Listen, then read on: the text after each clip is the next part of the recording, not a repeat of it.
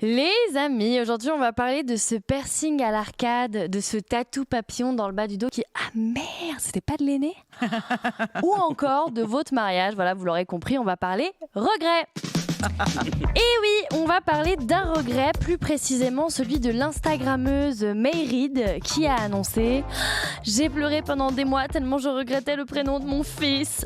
Et là, Valérie, je sais ce que tu te dis, hein, comme des Teletubbies qui débarquent sur Netflix, mais qui s'encarre, vraiment. Surtout qu'on sait comment ça va se passer, hein. Dans quelques semaines, elle va refaire une annonce en mode « J'ai dit n'importe quoi, je regrette plus du tout d'avoir choisi ce prénom pour mon enfant, le seul truc que je regrette c'est juste d'avoir un enfant ». Paf, un spectateur en moins pour les Teletubbies.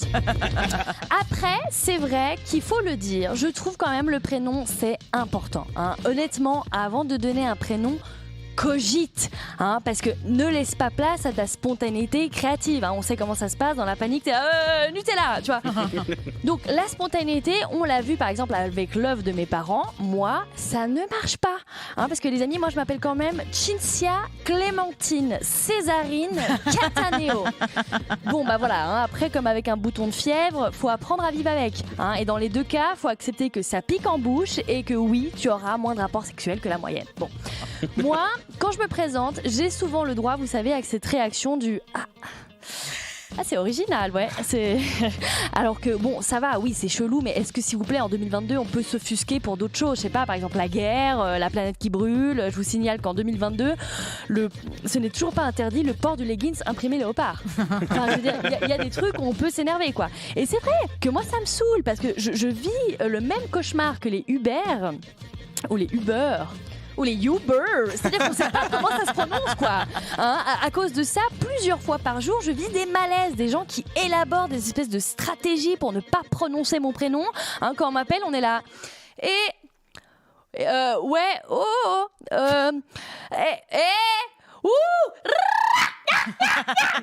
est-ce que tu m'entends? Oui, tragédie, mais putain, j'ai un prénom, ok?